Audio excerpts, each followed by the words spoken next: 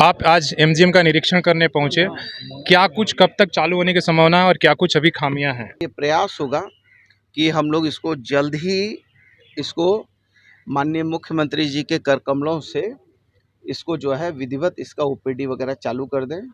तो हमने एक समय सीमा इनको दिया है कि आप प्रयास कीजिए कि इसको 25 दिन में आप जो है ओपीडी हम चालू कर पाएँ। क्या आचार संहिता लगने से पहले हो जाएगा? हाँ, उम्मीद तो हम कर रहे हैं। देखिए, जिस आपने देखा होगा कि आप सारे इसको जाके देख लीजिए। लोग तो हमारे जो है राजनीतिक विरोधी मित्र तो बड़ी-बड़ी लंबी-लंबी बातें हाँकते हैं कि हमारी सरकार में हुआ।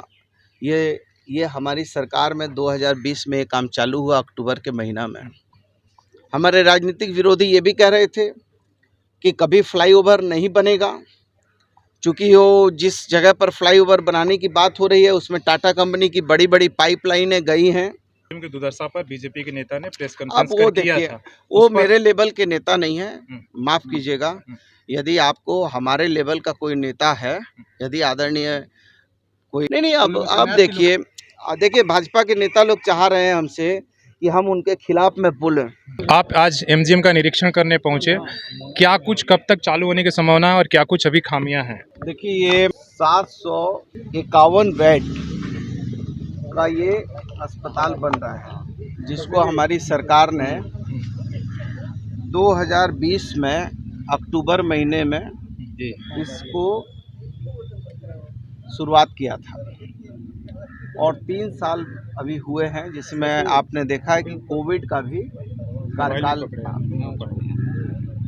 इसमें 131 बेड सीसीयू के हैं और शेष बेड जो हैं 620 बेड वो जनरल बेड है। इसी के साथ साथ यहाँ एक कैथ लैब का भी बिल्डिंग बना हुआ है। हमने इसी में आज एक 100 बेड का क्रिटिकल केयर यूनिट बनाने का भी आदेश कर दिया है, जो काम भी अलॉट हो गया है और ये भी काम मैं उम्मीद करता हूँ कि 10-12 दिन के अंदर वो भी काम चालू हो जाएगा।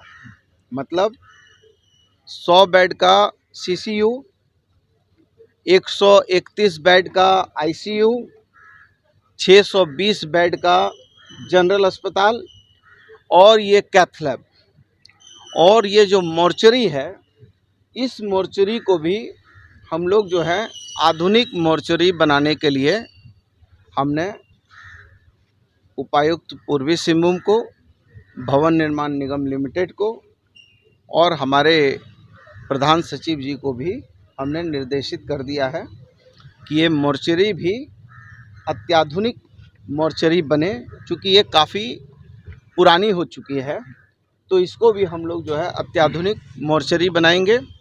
और यहाँ कुछ तकनीकी समस्याएं थी, जिसमें इलेक्ट्रिक और पानी का समस्या था, जिसके लिए हम लोगों ने 5 करोड़ रुपया इन लोगों को आवंटित कर दिया है, जिसमें यहाँ जो भी ऐसे काम जो हमारे अस्पताल में रंग रोगन करना है, पाइपलाइन टूटी हुई है, सड़क बनाना है, कहीं कोई और कुछ सुधार के काम करने हैं, तो 5 करोड़ रुपया हमने अनटाइटल फंड के रूप में इनको दे दिया है, जिसमें यहाँ 4 डीप बोरिंग खराब पड़े हैं।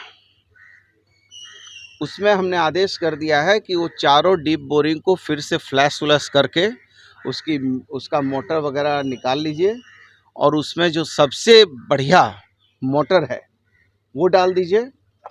और साथ ही साथ 2 डीप बोरिंग के लिए मैंने इनको आदेशित कर दिया है और जो यहाँ 5 MLD पानी की ज़रूरत है, जिसके लिए सारा एस्टीमेट वगैरह बन चुका है और वो भी हम लोग जो है उसके लिए जो करीब 25 से 30 लाख रुपए ज़रूरत है, वो भी जो 5 करोड़ रुपया हमने अनटाइटल फंड दिया है, उस फंड से काम चालू कर लेंगे। इसमें पैसा का कोई भी इसमें इशू नहीं है और मैं समझता हूँ कि बिजली भी अभी हमने पीएचडी के भी अधिकारी थे, बिजली विभाग के भी अधिकारी थे, भवन निर्माण निगम लिमिटेड के भी लोग थे, एलएनटी के भी लोग थे, डीसी साहब खुद थे और संबंधित जितने हमारे प्रिंसिपल, हमारे सिविल सर्जन और जो भी इसके जो जिन लोगों ने नक्शा वगैरह बनाया है वो सारे लोग मौजूद थे। तो हम लोगों की बातचीत हो चुकी है और हमारा ये प्रयास होगा कि हम लोग इसको जल्द ही इसको माननीय मुख्यमंत्री जी के कर कमलों से इसको जो है विधिवत इसका ओपीडी वगैरह चालू कर दें। तो हमने एक समय सीमा इनको दिया है कि आप प्रयास कीजिए कि इसको 25 दिन में आप जो है ओपीडी हम चालू कर पाएँ। क्या आचार संहिता लगने से पहले हो जाएगा? हाँ, उम्मीद तो हम कर रहे हैं। देखिए, जिस आपने देखा होगा कि आप सारे इसको जाके देख लीजिए, लोग तो हमारे जो है राजनीतिक विरोधी मित्र तो बड़ी-बड़ी लंबी-लंबी बातें हाँकते हैं कि हमारी सरकार में हुआ। ये हमारी सरकार में 2020 में ये काम चालू हुआ अक्टूबर के महीना में। तो इसी के साथ-साथ साक्षी में जो हमारा एमजीएम हॉस्पिटल है उसमें 434 करोड़ से हमने काम चालू करा दिया है। बेहतर होगा कि मैं अपने मुंह से कह रहा हूं, लेकिन मैं अपने पत्रकार मित्रों से चाहूँगा कि आप एक बार जाकर वहां भौतिक स्थिति का सत्यापन करें कि जो हमने वहां मुख्यमंत्री जी के कर कमलों से शिलान्यास कराया था वो काम चालू हुआ है या नहीं हुआ है और वो काम युद्ध स्तर पे चल रहा है कि नहीं चल रहा है। देखिए, अब डींग हाँकने के लिए बड़ी बड़ी बात की जा सकती है।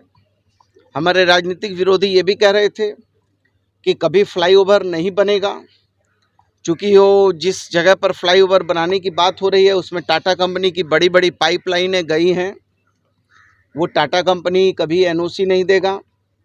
ये लोग गलत कह रहे हैं, गलत डिजाइन बता रहे हैं। जब नीचे में पाइपलाइन बड़ा बड़ा गया है तो वहाँ खंभा कैसे खड़ा हो जाएगा?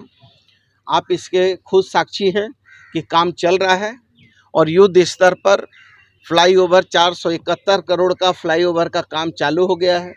अब हमारे राजनीतिक मित्रों को, बुद्धिजीवियों को ये समझ में नहीं आ रहा है कि आखिर ये काम कैसे चालू हुआ। चूँकि कहते हैं कि नीयत में खोट नहीं है तो परमपिता परमेश्वर रास्ता अपने बना देता है, और यदि आपके नियत में ही खोट हो जाएगी तो रास्ते नहीं बनेंगे। तो हमने सच्चे मन से, सच्चे हृदय से, मानगो की सबसे बड़ी समस्या थी, दो ही समस्या सबसे बड़ी थी। एक था ट्रैफिक का समस्या और दूसरा ये इलाज संबंधी। और मैं समझता हूँ कि ये 851 बेड का ये सुपर स्पेशलिस्ट हॉस्पिटल यहाँ और साक्षी में 600 बेड का सुपर स्पेशलिस्ट हॉस्पिटल साक्षी में चालू हो गया है। तो मैं समझता हूँ कि एक विधायक अपने विधानसभा क्षेत्र में 5 करोड़ रुपए तक का लोकहित का काम करता है। यदि आप कुल मिला के जोड़ लीजिएगा तो 471 करोड़, 434 करोड़, 64 करोड़, धनतरी अस्पताल, 30 बेड का सीएचओ, आपको अंतर्राज्यीय बस पड़ाव, वो सारा जोड़ लीजिएगा तो कम से कम 1300-1400 करोड़ रुपया की योजना जो है, और आरसीडी का अलग, तो 1300-1400 करोड़ रुपया की योजना जो है जमशेदपुर पश्चिम में चल रही है। लेकिन अब मुंगेरी लाल के हसीन सपने देखने वालों लोगों का मैं क्या कर सकता हूँ। छोटा सा सवाल ले लीजिए, कल एमजीएम के दुर्दशा पर बीजेपी के नेता ने प्रेस अब कॉन्फ्रेंस वो किया देखिए, था। वो मेरे लेवल के नेता नहीं है, माफ़ कीजिएगा। हम्म। यदि आपको हमारे लेवल का कोई नेता है, यदि आदरणीय कोई, आपने पेपरों में देखा, हमने सीएचओ की नियुक्ति किया, आपने देखा, हम लोगों ने एमबीबीएस डॉक्टर की नियुक्ति किया, आपने देखा, हम अभी स्पेशलिस्ट चिकित्सकों की नियुक्ति का जो है कुछ किया है, और कुछ हमारा जेपीएससी में 850 पद के लिए हम लोगों ने भेजा है, और अभी हमने एनएचएम के माध्यम से भी अनुबंध पे जो है 1200 के करीब लोगों को रखा है। जो मैन पावर की कमी है उसको एनएमसी के गाइडलाइन के अनुसार हम फुलफिल कर रहे हैं और इसमें किसी को इब बट करने की कोई आवश्यकता नहीं है। सौगात कब तक मिल जाएगी? क्या 25 की 26 जाना पड़ेगा? हम्म? कब तक मिल जाएगी सरकार की सौगात? देखिए ये वाला का ये हम लोग 25 दिन में हम लोग माननीय मुख्यमंत्री से इसका जो है उद्घाटन करा देंगे और इसको विधिवत जो है बहुत जल्दी सारा चीज़ चालू हो जाएगा। अभी ओपीडी चालू करा देंगे। आप देखिए ना, एम्स पूरा बन गया है। आप बताइए ना, आप तो बोल रहे हैं, आप जरा बताइए, एम्स पूरा बना देवघर आज तक चल रहा है, लेकिन देश के महामाननीय प्रधानमंत्री जी ने कब उसका उद्घाटन कर दिया बताइए?